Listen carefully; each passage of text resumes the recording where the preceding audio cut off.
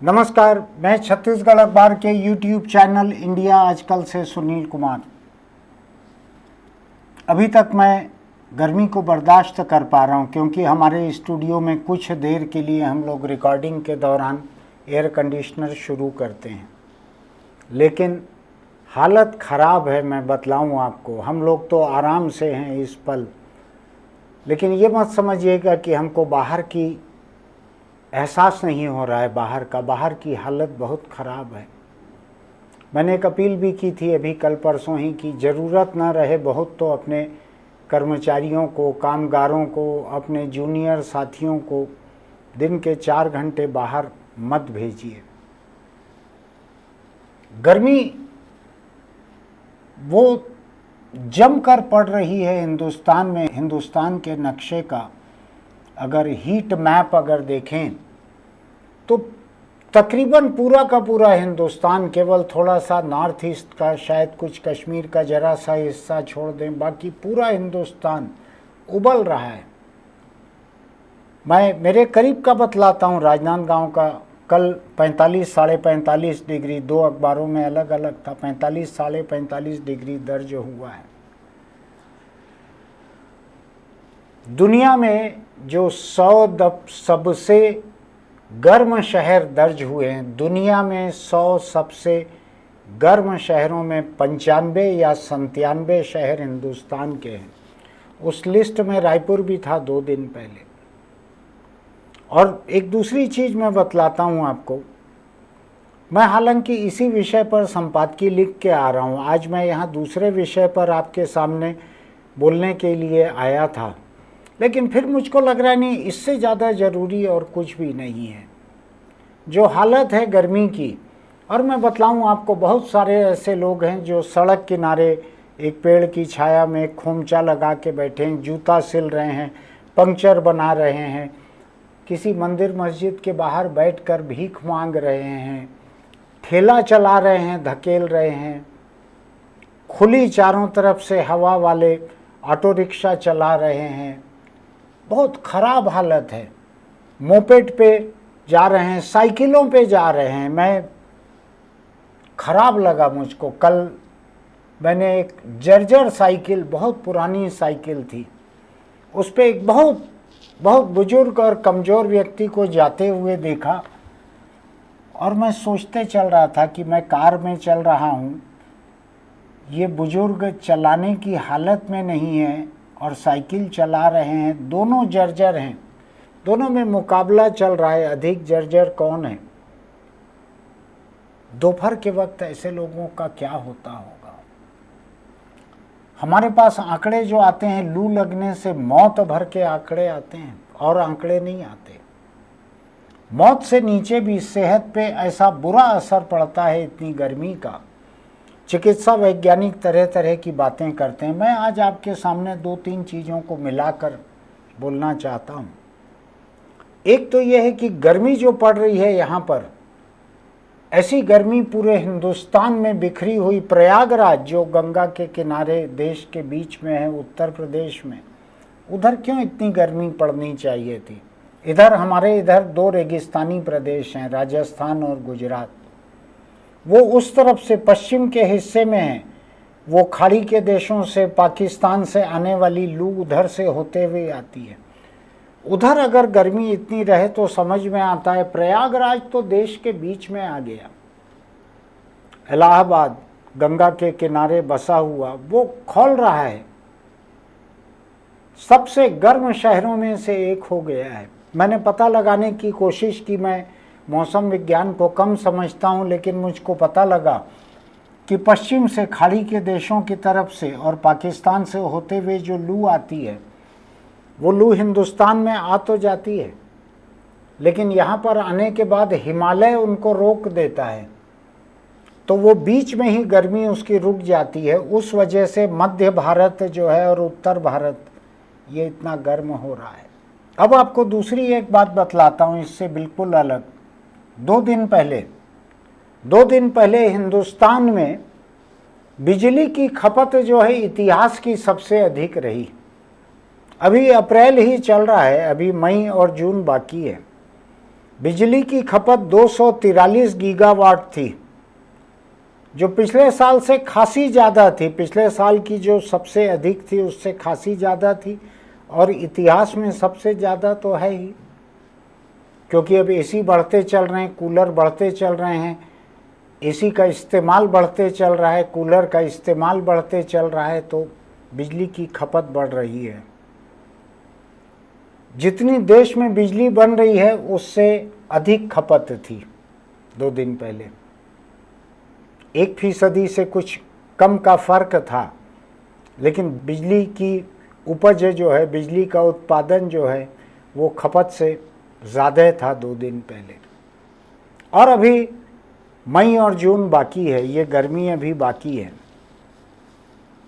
अब ऐसे में मैं जब देखता हूँ कि लोग सुबह सुबह फेसबुक पर, मेरी एक दोस्त ने अभी पोस्ट किया था कि बड़े बड़े यूनिवर्सिटी के कैंपस, कॉलेज के कैंपस, मंत्रियों के बंगले, अफसरों के बंगले, होटलों के लॉन, इनको सींचा जा रहा है, सींचा जा रहा है, पानी नीचे जा रहा है।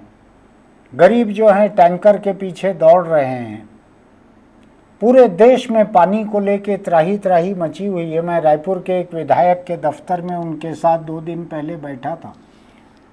उन्होंने कहा, सुनील जी, अभी गर्मी पूरी सिर पे आई भी नहीं है और मेरे पूरे चुनाव क्षेत्र में पानी खत्म हो गया है। हर टेलीफोन जो है टैंकर के लिए आता है। क्या करूं, कहां से लाऊं इतने टैंकर और इतने टैंकर पानी। और लोग अपनी कारों को धो रहे हैं। आज सुबह ही मैं अपने कॉलोनी में घूम रहा था, तो एक बड़े मकान में, कारोबारी के मकान में, पाइप लेकर सामने की पूरी सड़क को सींच रहा था उनका नौकर, सींच रहा था। केवल पानी छिड़क दे ऐसा नहीं, जब तक पूरा का पूरा डामर ठंडा ना हो जाए, सुबह सुबह पूरा सींच रहा था। कार को सींचते हैं लोग, जैसे कि किसी प्यासे ऊंट के मुंह में पानी डाल रहे हों। पानी नीचे जा रहा है, पेड़ कटते जा रहे हैं, कंक्रीट की इमारतें बनती जा रही हैं, कंक्रीट की सड़कें बढ़ती जा रही हैं, डामर की सड़कें बढ़ती जा रही हैं। नतीजा क्या हो रहा है कि पूरे दिन गर्मी को सोखते रहते हैं। ये कंक्रीट, डामर सोखते रहते हैं गर्मी को, और शाम को जब सूरज ढलता है, कुछ ठंड होनी चाहिए, तो जैसे जैसे हवा कुछ ठंडी होती है, ये सारी गर्म चीज़ें अपनी गर्मी छोड़ते हैं सुबह तक। इसीलिए कंक्रीट के जंगल के बीच आप खुले में नहीं सो सकते। मुझको अपना बचपन याद है। मैं तो कॉलेज पहुंचने तक घर के बाहर हम खाट लगाते थे, मच्छरदानी लगाते थे, खुले में सोते थे। 2-3 घंटे पहले से गद्दा लगा के रख देते थे, ठंडा हो जाता था वो। रात को गर्मियों में सोने में अच्छा लगता था। अब शायद नहीं रह गया है संभव। अब चारों तरफ जितने एसी चलते हैं, वो एक लोहा जलाने के लिए एक धौंकनी रहती थी, उससे गर्म हवा निकलती थी ऐसी।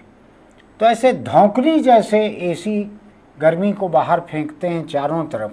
आप कभी निकलिएगा ना, जहाँ एसी लगे हुए हों कम हाइट में, उसके बगल से निकल के देखिएगा, तो आपको लगेगा कि कमरे के भीतर और कमरे के बाहर कम से कम 15 डिग्री का फर्क होगा। एसी जहाँ लगे हैं वहाँ बाहर जो है खुले में, वहाँ 40 डिग्री 45 डिग्री होगा, और भीतर लोग 25 डिग्री टेम्परेचर रखते हैं। 15, 20, 25 डिग्री का फर्क हो सकता है भीतर और बाहर में। क्या होगा, दुनिया का क्या होगा? पेड़ घटते चले जा रहे हैं, जंगल घटते चले जा रहे हैं।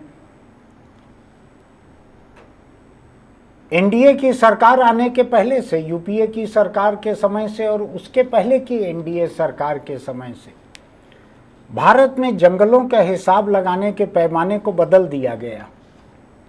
1 एकड़ या 1 हेक्टेयर में अगर पेड़ लगे हुए हैं तो उसको जंगल मान लिया गया, चाहे वो कहीं हो, चाहे किसी बड़े सेठ के खुद के कैंपस में ही लगा हो, घर में 1 एकड़ में पेड़ लगे हैं तो जंगल में आ गया। तो आपको आंकड़े पढ़ने मिलते हैं कि भारत में फॉरेस्ट कवरेज बढ़ते जा रहा है। फर्जी हैं आंकड़े। आप पैमाने को बदल दीजिए।